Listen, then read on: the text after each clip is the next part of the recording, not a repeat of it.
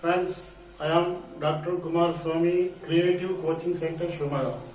ನೇರವಾಗಿ ನಾನು ಇವತ್ತಿನ ಟಾಪಿಕ್ ಹೋಗ್ತಾ ಇದ್ದೀನಿ. ಸೈಕಾಲಜಿನಲ್ಲಿ goals of psychology or schools of psychology ಅಂತ ಕರಿತೀವಿ.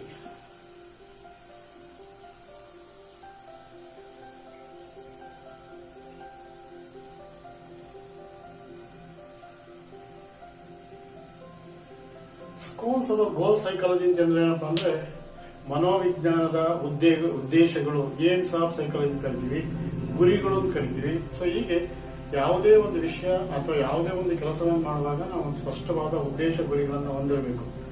ಯಾವಾಗ ಉದ್ದೇಶ ಗುರಿಗಳನ್ನು ಹೊಂದಿರ್ತೀವೋ ಆಗ ಮಾತ್ರ ಸಕ್ಸಸ್ ಆಗಕ್ಕೆ ಸಾಧ್ಯ. ಸೊ ಈ ಕಾರಣದಿಂದ ಮನೋವಿಜ್ಞಾನದಲ್ಲಿ ಅನೇಕ ಉದ್ದೇಶ ಅಥವಾ ಗೋಲ್ಗಳಿವೆ. ಆ ಗೋಲ್ಗಳಲ್ಲಿ ಮೊದಲನೇ ಗೋಲ್ ಅಂತ ಏನಪ್ಪಾ ಅಂದ್ರೆ first goal is explaining the behaviour. ಎರಡನೇದು ಪ್ರಿಡಿಕ್ಟಿಂಗ್ ದ ಬಿಹೇವಿಯರ್.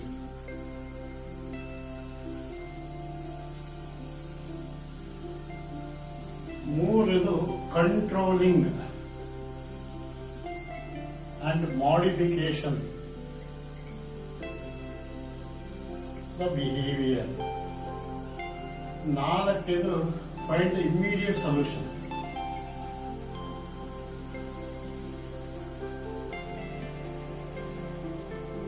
ಸ್ನೇಹಿತರೆ, ನೆನಪಿಟ್ಕೊಳ್ಳಿ, ನಾವು ಮನೋವಿಜ್ಞಾನದಲ್ಲಿ ಸಮಸ್ಯಾತ್ಮಕ ವ್ಯಕ್ತಿಯನ್ನು ಕರೀತೀವಿ. ಆ ವ್ಯಕ್ತಿಯ ಸಮಸ್ಯೆಯನ್ನು ಗುರುತಿಸ್ತೀವಿ. ಆ ಸಮಸ್ಯೆಯನ್ನು ಗುರುತಿಸುವ ಸಂದರ್ಭದಲ್ಲಿ ಬಹುಮುಖ್ಯವಾಗಿ ನಾವು 4 ಗೋಲ್ಗಳನ್ನ ಗುರುತಿಸ್ಕೊಳ್ತೀವಿ. 4 ಗೋಲ್ನಲ್ಲಿ ಮೊದಲನೇ ಗೋಲ್ ಏನಪ್ಪ ಅಂದ್ರೆ ಎಕ್ಸ್ಪ್ಲೈನ್ ದ ಬಿಹೇವಿಯರ್. ಸಮಸ್ಯಾತ್ಮಕ ವ್ಯಕ್ತಿಯನ್ನ ನೀವು ಐಡೆಂಟಿಫಿಕೇಶನ್ ಮಾಡಿದಾಗ ಅವನ ಸಮಸ್ಯೆಯ ಬಗ್ಗೆ ನಾವು ಸಾಕಷ್ಟು ವಿವರಿಸಬೇಕಾಗುತ್ತದೆ. ಅವನು ಏನೇನಿರ್ತವೆ, ಚೈಲ್ಡ್ಹುಡ್ ಅಲ್ಲಿ ಹೇಗಿದ್ದ, ಪ್ರಸ್ತುತವಾಗಿ ಹೇಗಿದ್ದ, ಹೀಗೆ ಸಮಸ್ಯೆಗಳನ್ನ, ಅವನ ವರ್ತನೆಗಳನ್ನ ವಿವರಿಸುವಂತದ್ದು ಮೊದಲನೇ ಸ್ಟೇಜ್ ಆಗಿರ್ತದೆ. That is first stage. ಎರಡನೇ ಸ್ಟೇಜ್ ಪ್ರೆಡಿಕ್ಟಿಂಗ್ ದ ಬಿಹೇವಿಯರ್ ಅಂತ ಕರೀತೀವಿ. ಪ್ರೆಡಿಕ್ಟಿಂಗ್ ಅಂದ್ರೆ ಪೂರ್ವಾನುಮಾನ ಮಾಡುವುದು ಅಂತ. ಪೂರ್ವಾನುಮಾನ ಅಂದ್ರೆ ಏನಪ್ಪಾ ಅಂತ ಹೇಳಿದ್ರೆ, ಈಗ ಪ್ರೆಸೆಂಟ್ ಸಿಚುಯೇಷನ್ ಗಿಂತ ಈ ಹಿಂದೆ ಹೇಗಿದ್ದ, ಈಗ ಹೇಗಿದ್ದಾನೆ, ಸಪೋಸ್ ಇದೇ ರೀತಿ ಬಿಟ್ಟರೆ ಮುಂದೆ ಏನಾಗಬಹುದು ಅನ್ನೋ ಬಗ್ಗೆ ನಾವು ಪ್ರಿಡಿಕ್ಟ್ ಮಾಡಬೇಕು, ಪೂರ್ವಾನುಮಾನ ಮಾಡಬೇಕು.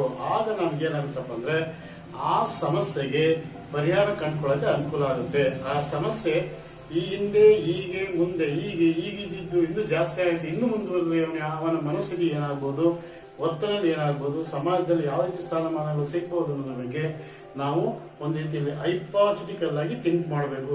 Hypothetical thinking is regard as predicting the behaviour. Predicting the behaviour, we observe the particular person behavior, past behavior, present behavior and future behavior.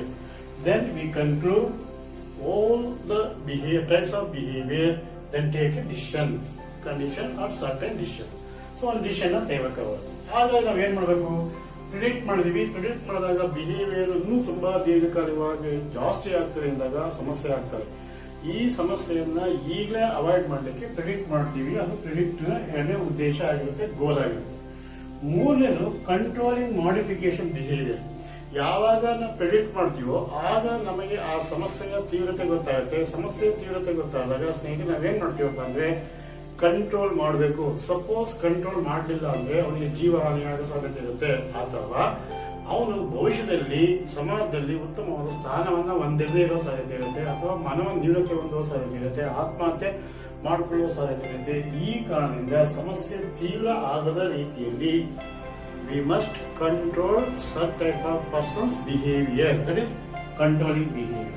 R controlling ಮಾಡಿದ್ಮೇಲೆ and also modify the behaviour. ಆ behaviour ನ by training, by practice, by guidance we modify their behavior. Modify behaviour ಅನ್ನ modification ಮಾಡಬೇಕು. Modification ಮಾಡಿದಾಗ ಏನಾಗುತ್ತಪ್ಪ ಅಂದ್ರೆ ಪರಿವರ್ತನೆ ಆಗುವ ಸಾಧ್ಯತೆ ಇರುತ್ತೆ, ರೆಮಿಡೀಸ್ ಸಿಗೋ ಸಾಧ್ಯತೆ ಇರುತ್ತೆ, ಸೊಲ್ಯೂಷನ್ ಸಿಗೋ ಸಾಧ್ಯತೆ ಇರುತ್ತೆ. ಹಾಗಾಗಿ third goal is controlling and modification of the behaviour.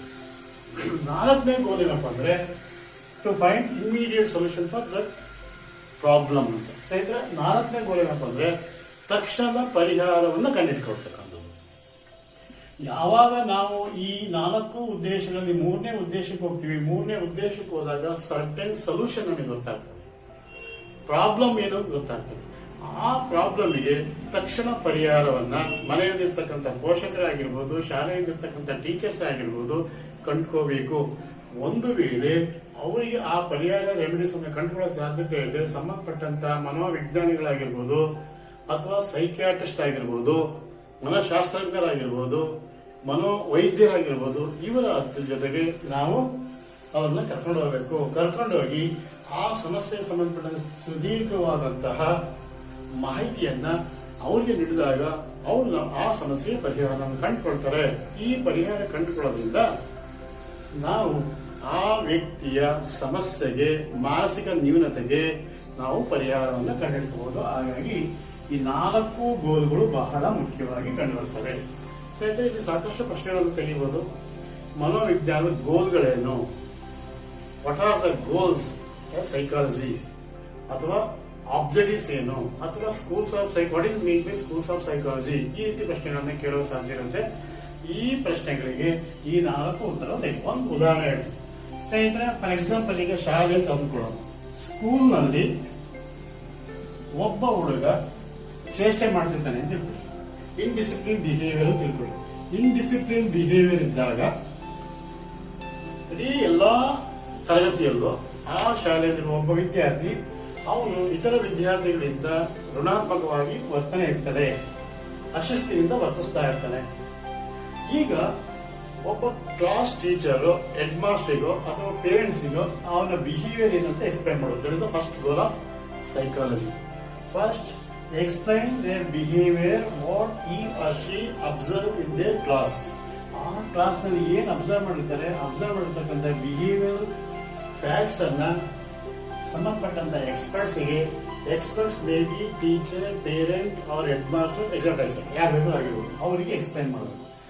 Explain ಮಾಡಿದಾಗ ಸೆಕೆಂಡ್ ಗೋಲಿಗೆ ಬರಬೇಕು. ಸೆಕೆಂಡ್ ಗೋಲಿಗೆ ಏನಾಗ ಆ ಹುಡುಗ ಅದೇ ತರ ಇನ್ಡಿಸಿಪ್ಲಿನ್ ಬಿಹೇವಿಯರ್ ಪ್ರೀವಿಯಸ್ ಕ್ಲಾಸಸ್ ಇತ್ತೋ ಅಥವಾ ಈ ವರ್ಷ ಇದೆಯೋ, ಅಟ್ ಪ್ರೆಸೆಂಟ್ ಅಲ್ಲಿ ಇದೆಯೋ, ಹೀಗೆ ಬಿಟ್ರೆ ಮುಂದೆ ಏನಾಗಬಹುದು, ಆ ಹುಡುಗ ಅದೇ ಸಮಸ್ಯೆಗಳನ್ನು ಹಾಗೆ ಟೀಚರ್ಸ್ ಗಮನಿಸದೇ ಇದ್ರೆ ಅಥವಾ ಆ ಸಮಸ್ಯೆಗೆ ಪರಿಹಾರ ಕಂಡುಕೊಳ್ಳದೆ ಇದ್ರೆ ಆ ಒಂದು ನೆಗೆಟಿವ್ ಇನ್ಡಿಸಿಪ್ಲಿನ್ ಬಿಹೇವಿಯರ್ ಅನ್ನ ಇಂಪ್ರೂವ್ ಮಾಡ್ಕೊಂಡು ಜಾಸ್ತಿ ಮಾಡ್ಕೊಳ್ತಾ ಹೋಗ್ತಾನೆ. ಯಾವಾಗ ಜಾಸ್ತಿ ಮಾಡ್ಕೊಳ್ತಾ ಹೋಗ್ತಾನೆ ಅವನು ಕಲಿಕೆಯ ಕಡೆಗೆ ತನ್ನ ಗಮನವನ್ನ ಕಡಿಮೆ ಮಾಡ್ಕೊಳ್ತಾನೆ. ಕಲಿಕೆಯ ಕಡೆಗೆ ಗಮನ ಮಾಡಿಕೊಂಡಂತ ಸಂದರ್ಭದಲ್ಲಿ ಆ ಹುಡುಗ ಶಾಲೆಯಿಂದ ಹೊರ ಹೋಗುವ ಸಾಧ್ಯತೆ ಇರುತ್ತೆ, ಅಥವಾ ಪರೀಕ್ಷೆಯಲ್ಲಿ ಫೇಲ್ಯೂರ್ ಆಗೋ ಸಾಧ್ಯತೆ ಇರುತ್ತೆ, ಅಥವಾ ಸಮಸ್ಯೆಯ ತೀವ್ರತೆ ತುಂಬಾ ಜಾಸ್ತಿ ಇದ್ದಾಗ ಪ್ರೌಢಾವಸ್ಥೆಯಲ್ಲಿರ್ತಕ್ಕಂಥ ವಿದ್ಯಾರ್ಥಿನಿ ಅಥವಾ ವಿದ್ಯಾರ್ಥಿಯಾಗಿದ್ದಾಗ ಅವನ ಆಲೋಚನೆಗಳು ಡೈವರ್ಟ್ ಆಗಿ ಸಮಸ್ಯೆಯ ಸುಳಿಯಲ್ಲಿ ಸಿಲುಕಿ ಸತ್ತೋಗುವ ಸಾಧ್ಯತೆ ಇರುತ್ತೆ. ಇದು ಇದನ್ನೇ ನಮಗೆ ಕಾರಣ ಪ್ರಿಡಿಕ್ಟಿಂಗ್ ದ ಬಿಹೇವಿಯರ್. ಭವಿಷ್ಯದಲ್ಲಿ ಹೀಗೆ ಬಿಡ್ತಾ ಹೋದ್ರೆ ಆ ಹುಡುಗಿ ಅಥವಾ ಹುಡುಗ ಆತ್ಮಹತ್ಯೆ ಮಾಡಿಕೊಳ್ಳುವ ಸಾಧ್ಯತೆ ಇರುತ್ತೆ. ಹಾಗಾಗಿ previous stage behaviour, present stage behaviour ಅನ್ನ ನಾವು ಕಂಪ್ಯಾರಿಸನ್ ಮಾಡಬೇಕು. Whether such type of behaviour is increase or not. So ಆ ತರ ಕನ್ಕ್ಲೂಷನ್ ಬಂದು suppose may be increasing their negative behaviour ಅಂದಾಗ so we go through the third goal. ಈ goal ಏನ್ ಮಾಡ್ತೀವಿ, identification negative type behaviour and try to control such type of behaviour. ಆ behaviour ಅನ್ನು control ಮಾಡಬೇಕು. Suppose we are not control such type of behaviour will be serious. So serious ಆದಾಗ ಹುಡುಗ suicide ಮಾಡಲು ಸಾಧ್ಯ ಇರುತ್ತೆ. ಅದಕ್ಕೋಸ್ಕರ ಏನ್ ಮಾಡಬೇಕು, ಕಂಟ್ರೋಲ್ ಮಾಡಬೇಕು. Controlling method is direct method or indirect method. So ಆ ಒಂದು ಕಂಟ್ರೋಲ್ ಮಾಡುವಂತಹ ಮಾರ್ಪಾಡು ಮಾಡುವಂತಹ ಒಂದು ವಿಧಾನ ಡೈರೆಕ್ಟ್ ಆಗಿರ್ಬೋದು, ಇಂಡೈರೆಕ್ಟ್ ಆಗಿರ್ಬೋದು. ಬಟ್ ಆದ್ರೆ ಹುಡುಗ ಮೆಜಾರಿಟಿ ಇದ್ದಾಗ, ಅಡಲ್ಸೆನ್ಸ್ ಇದ್ದಾಗ better to control by indirect method. Indirect method ಇಂದ ಕಂಟ್ರೋಲ್ ಮಾಡಿದ್ರೆ ನಾವು ಆ ಪ್ರಾಬ್ಲಮ್ಗೆ ಸೊಲ್ಯೂಷನ್ ಕಂಡುಹಿಡಿಯಬಹುದು. ಕಂಟ್ರೋಲ್ ಮಾಡಬೇಕು. ಸಪೋಸ್ ಅದನ್ನು ಕಂಟ್ರೋಲ್ ಮಾಡಕ್ ಆಗದೇ ಇಲ್ಲ ಅಂದ್ರೆ ಮಾಡಿಫೈ ದ ಬಿಹೇವಿಯರ್. ನಾವೇನ್ ಮಾಡ್ತೀವಿ, ಆ ಹುಡುಗರನ್ನ ಕ್ಲಾಸ್ ಮೊದಲನೇ ಬೆಂಚಲ್ಲಿ ಕೂರಿಸ್ಕೊಳ್ಳೋದು, ಅಥವಾ ಆ ಹುಡುಗನ ಗಮನಿಸದೇ ಇರೋದು, ಅಥವಾ ಆ ಹುಡುಗನ ಫ್ರೆಂಡ್ ಸರ್ಕಲ್ ಇದ್ರೆ ಫ್ರೆಂಡ್ ಸರ್ಕಲ್ ಚೇಂಜ್ ಮಾಡುವಂತದ್ದು, ಅಥವಾ ಶಾಲೆಯನ್ನ ಚೇಂಜ್ ಮಾಡುವಂತದ್ದು, ಅಥವಾ ಅವನ್ ಏನ್ ಪ್ರಾಬ್ಲಮ್ ಇದೆ ಆ ಪ್ರಾಬ್ಲಮ್ ಗುರುತಿಸಿ ಅದಕ್ಕೆ ಸೊಲ್ಯೂಷನ್ ಕಂಡುಹಿಡಿಯಬಹುದು. ಹೀಗೆ ಥರ್ಡ್ ಗೋಲಿಗೆ ಹೋಗ್ತೀವಿ. Third goal is very important goal. This is one type of remedies.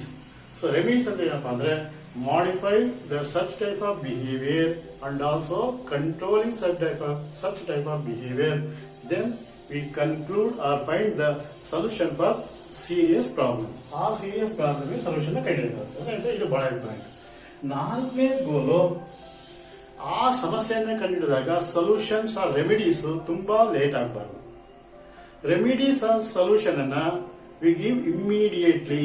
ನಾವು ಯಾವಾಗ ಜ್ವರ ಬಂದಾಗ, ಚಳಿ ಬಂದಾಗ ಆಸ್ಪತ್ರೆಗೆ ಔಷಧಿ ಮಾತ್ರೆಗಳನ್ನು ತೆಗೆದುಕೊಳ್ತೀವೋ ಹಾಗೆಯೇ ಅಂತಹ ಸಮಸ್ಯೆಯ ವಿದ್ಯಾರ್ಥಿಗಳನ್ನ, ವ್ಯಕ್ತಿಗಳನ್ನ ನಾವು ಹೆಚ್ಚು ಸಮಯ ತೆಗೆದುಕೊಳ್ಳದೆ ಅದಕ್ಕೆ ರೆಮಿಡೀಸ್ ಅನ್ನ ಕಂಡುಹಿಡ್ಕೋಬೇಕು. Remedies means treatment, psychological treatments by guidance. Guidance ಮೂಲಕ ನಾವು ಅವರಿಗೆ ಸೊಲ್ಯೂಷನ್ಸ್ ಅನ್ನು ಕಂಡುಹಿಡಿಯಬೇಕು. ಈ ಸೊಲ್ಯೂಷನ್ ಕಂಡುಹಿಡಿದಾಗ ಮನೋವಿಜ್ಞಾನದಲ್ಲಿ ಬರುವಂತಹ ವ್ಯಕ್ತಿಗಳ ನೆಗೆಟಿವ್ ಬಿಹೇವಿಯರ್ಗೆ, ಪ್ರಾಬ್ಲಮ್ಸ್ಗಳಿಗೆ ಈಸಿಯಾಗಿ ಸೊಲ್ಯೂಷನ್ ಅನ್ನು ಕಂಡುಹಿಡಿತೀವಿ. ಹಾಗಾಗಿ total goals of psychology is the first goal is identification of the problematic person and also identification of their problem. Last goal is to find out the immediate solution for an individual. So ಹೀಗೆ ಸ್ನೇಹಿತರೆ ನೆನಪಿಟ್ಕೊಳ್ಳಿ, ಇವೆಲ್ಲವೂ ಸಹ psychological ಗೋಲ್ಗಳಾಗ್ತವೆ. So ಇಲ್ಲಿ ಪ್ರಶ್ನೆಗಳು ಏನ್ ಕೇಳ್ತಾರಪ್ಪ ಅಂದ್ರೆ, ಈಗಿನ ಹಿಂದಿನ ಮತ್ತೆ ಮುಂದಿನ ನಾವು ವರ್ತನೆ ಬಗ್ಗೆ ಅಧ್ಯಯನ ಮಾಡೋದನ್ನು ಏನಂತ ಕರಿತೀವಿ ಅಂತ ಕೇಳ್ತಾರೆ. That is predicting the behaviour, ಪೂರ್ವಾನುಮಾನ ಮಾಡುವುದು. 2ನೇ ಕ್ವಶನ್ ಅಪ್ಲಿಕೇಶನ್ಸ್ ಕ್ವಶನ್ ತೆಗಿತಾನೆ. ಒಬ್ಬ ಹುಡುಗ ಇದ್ದಾನೆ, ಆ ಹುಡುಗನ ಸಮಸ್ಯೆಯನ್ನ ನೀವು ಒಬ್ಬ ಎಕ್ಸ್ಪರ್ಟ್ ಜೊತೆಗೆ, ಸೈಕಾಲಜಿಸ್ಟ್ ಜೊತೆಗೆ ಆ ಸಮಸ್ಯೆಯನ್ನ ಹೇಳ್ಕೋಬೇಕಾಗತ್ತೆ. ಅದನ್ನ ಯಾವ ಸ್ಟೇಜ್ ಅಂತ ಕರೀತಾರೆ, ಏನಂತ ಕರೀತಾರೆ ಅಂದ್ರೆ ವಿವರಣೆ, ವಿವರಿಸುವುದು, ಎಕ್ಸ್ಪ್ಲೈನ್ ದ ಬಿಹೇವಿಯರ್ ಅದಂತ ಕೇಳ್ತಾನೆ. 3ನೇದು, ಒಬ್ಬ ವಿದ್ಯಾರ್ಥಿಯ ಸಮಸ್ಯೆಯನ್ನ ಗುರುತಿಸಿರ ಅವರಿಗೆ ಏನ್ ರೆಮಿಡೀಸ್ ತಗೊಳ್ತೀರಾ ಅಂತ ಕೇಳ್ತಾನೆ. ಸ್ನೇಹಿತರೆ ನೆನಪಿಟ್ಕೊಳ್ಳಿ, controlling and modify the behaviour. ಸಮಸ್ಯೆಯನ್ನ ಗುರುತಿಸ್ತೀವಿ, ಆ ಸಮಸ್ಯೆಯನ್ನ ನಾವು ಕಂಟ್ರೋಲ್ ಮಾಡಬೇಕು. Or find out the remedies.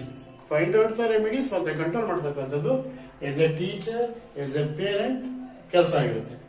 Next, ಯಾವಾಗ ಸೊಲ್ಯೂಷನ್ ಕೊಡ್ತೀವಿ, ಒಬ್ಬ ಹುಡುಗ ಸಮಸ್ಯೆಯನ್ನು ಕಂಡುಹಿಡಿದಿರಾ, ಸಮಸ್ಯೆಗೆ ಯಾವಾಗ ಪರಿಹಾರವನ್ನು ಸೂಚಿಸ್ತೀರಾ ಅಂದ್ರೆ ವಿತ್ ಇಮ್ಮಿಡಿಯೇಟ್ ಸೊಲ್ಯೂಷನ್. ತಕ್ಷಣ ಪರಿಹಾರವನ್ನು ಕಂಡುಕೊಳ್ತಕ್ಕಂಥದ್ದು ಮನೋವಿಜ್ಞಾನಿಯ ಅಥವಾ ಪೇರೆಂಟ್ಸ್ ಅಥವಾ ಶಿಕ್ಷಕರ ಕೆಲಸ ಆಗಿದೆ. ಸೊ ಈ ಹಿನ್ನೆಲೆಯಲ್ಲಿ ಸ್ನೇಹಿತರೆ ಗೋಲ್ಸ್ ಆಫ್ ಸೈಕಾಲಜಿಯನ್ನ ಈ ತರ ಪ್ರಶ್ನಿಸಬಹುದು. ಅಪ್ಲಿಕೇಶನ್ ಆಗಿರಬಹುದು ಅಥವಾ ಆರ್ಡರ್ ನಲ್ಲಿ. ಈಗ ಗೋಲ್ಸ್ ಆಫ್ ಸೈಕಾಲಜಿಯ ಕ್ರಮಾನುಗತ ಹಂತಗಳು ಯಾವುವು ಅಂತ ಕೇಳಬಹುದು. ಮೊದಲನೇ ಹಂತ ಎಕ್ಸ್ಪ್ಲೈನ್, 2ನೇದು ಪ್ರೆಡಿಕ್ಟಿಂಗ್, 3ನೇದು ಕಂಟ್ರೋಲಿಂಗ್ ಅಂಡ್ ಮಾಡಿಫಿಕೇಶನ್, 4ನೇದು ಇಮಿಡಿಯೇಟ್ ಸೊಲ್ಯೂಷನ್ಸ್. ಹೀಗೆ ಆರ್ಡರ್ ಬರೀಬೇಕಾದ್ರೆ ಕೇಳಬಹುದು. ಸ್ನೇಹಿತರೆ ಕ್ವಶನ್ಸ್, ಅಪ್ಲಿಕೇಶನ್ಸ್ ಕೇಳಬಹುದು, ಎಕ್ಸಾಂಪಲ್ ತಗೋಬಹುದು, ಕ್ಲಾಸ್ ರೂಮ್ ಅಲ್ಲಿ ಆಗಿರ್ಬೋದು, ಮನೆ ವಾತಾವರಣದಲ್ಲಿ ಆಗಿರ್ಬೋದು. ನೆನ್ಪಿಟ್ಕೊಳ್ಳಿ, totally psychological disorder, psychological problematic individual ಆಗಿರಬೇಕು. ಆ ಇಂಡಿವಿಜುವಲ್ ಸಂಬಂಧಪಟ್ಟಂತೆ ಅಥವಾ ಗ್ರೂಪಿಗೆ ಸಂಬಂಧಪಟ್ಟಂತೆ ಪ್ರಶ್ನೆಗಳನ್ನ ಕೇಳಲಿಕ್ಕೆ ಸಾಧ್ಯತೆ ಇದೆ. ಹಾಗಾಗಿ ಸ್ನೇಹಿತರೆ ಇವತ್ತಿನ ದಿನ ಈ ವಿಡಿಯೋದಲ್ಲಿ ಗೋಲ್ಸ್ ಆಫ್ ಸೈಕಾಲಜಿ ಅಥವಾ ಏಮ್ಸ್ ಆಫ್ ಸೈಕಾಲಜಿ ಬಗ್ಗೆ ನಿಮಗೆ ಸೂಕ್ಷ್ಮವಾಗಿ ತಿಳಿಸಿದ್ದೀನಿ. ಇದನ್ನು ಸದುಪಯೋಗ ಪಡಿಸಿಕೊಳ್ತೀರಾ ಅಂತೇಳಿ ಮುಂದಿನ ವಿಡಿಯೋದಲ್ಲಿ, ಮುಂದಿನ ಕಾನ್ಸೆಪ್ಟ್ ನಲ್ಲಿ ನಾನು ತಿಳಿಸಲಿದ್ದೇನೆ. ಎಲ್ಲರಿಗೂ ಒಳ್ಳೆಯದಾಗಲಿ.